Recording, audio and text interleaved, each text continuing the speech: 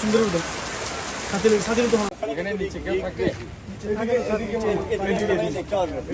মানুষ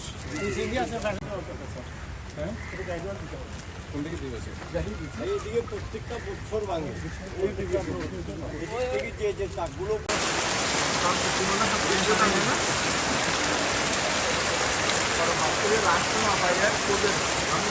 মোটরসাইকেল লেগে পারো আছে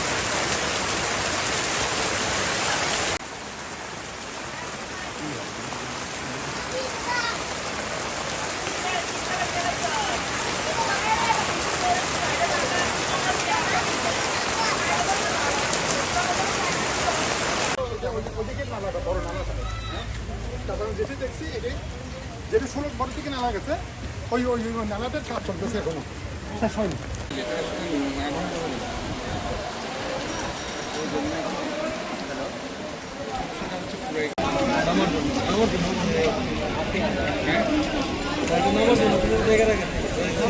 পাঁচ মিনিট বৃষ্টি হলে এখানে কি ডুবে না 5-10 মিনিট বললে গাড়িটা দাঁড়িয়ে রাখি কুশলা দাঁড়িয়ে দাঁড়িয়ে চালাইছি না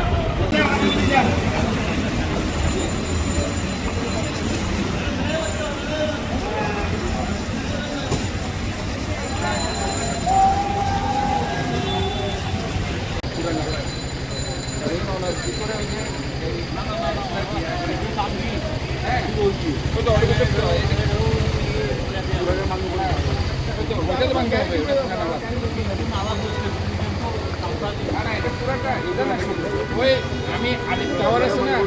আমি তো দেখে আসছি আরিফ টাওয়ার থেকে নিয়ে পুরোটা এই জলটা পুরো আমার শান্ত পুরোটা ভাইঙ্গা আমার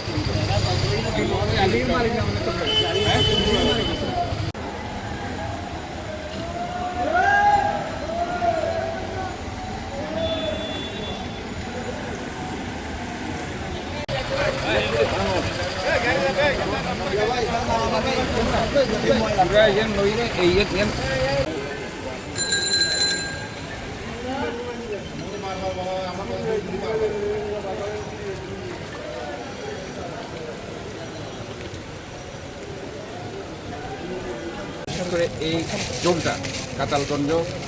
এবং আপনার কাতালগঞ্জ জোনটাই বেশি এবং বিশেষ করে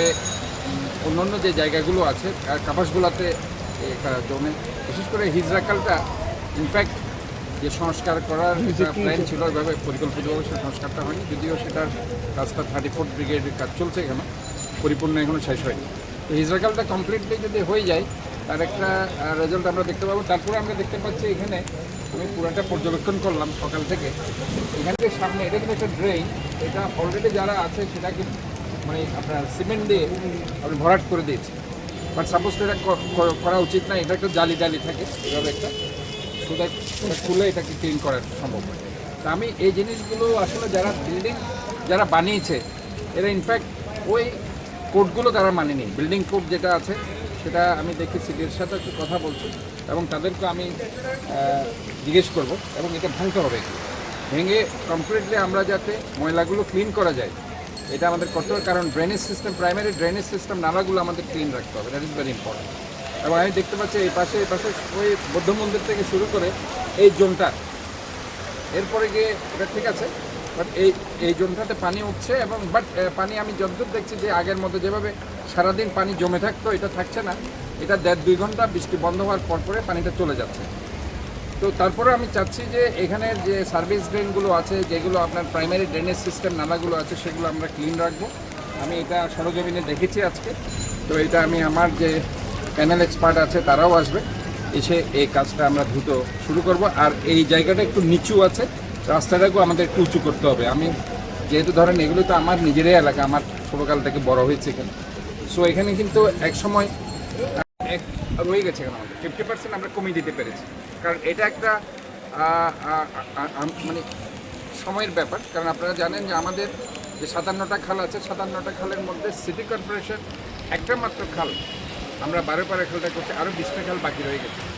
কাজে এই 20টা খাল আমি মনে করি যে আমাদের সংস্কার করতে হবে খুব চমৎকারভাবে। পাশাপাশি সিডিএর যে 34টা খাল আছে, 36টা খাল,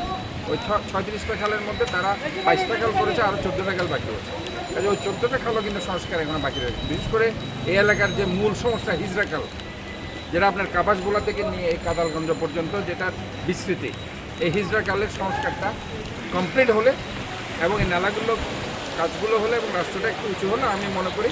ইনশাল্লাহ এই এলাকার যে প্রবলেমটা সেটা সলভ হবে। কারণ আমি আমার দৃষ্টিতে যেটা বুঝতে পারছি, তো বর্ষাকাল শেষ হলে আমরা রাস্তাটার কাজ ধরবো আর নালার কাজটা আমাদের চলতে থাকবে। আমি এখন দেখে গেছি নালার কাজ আমরা চালাবো, আর খালের কাজটা যারা উন্নয়ন কর্তৃপক্ষ কাজ চলছে, চলমান আছে এবং আশা করছি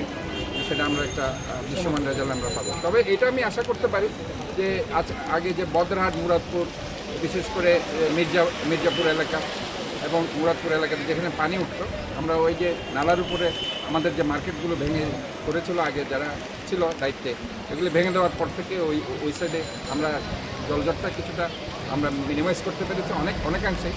এবং আরেকটা আগ্রাবাদে যেটা আমার কাজ চলছে বক্স কালভার্ট, ওটাও আমরা কাজ নৌবাহিনীকে করাচ্ছি। ওই বক্স কালভার্টের কাজও যদি সম্পন্ন হয় আগ্রাবাদের যে প্রবলেম সেটা ইনশাল্লাহ অনেকাংশে সলভ হয়ে যাবে বলে আমি আশা করি।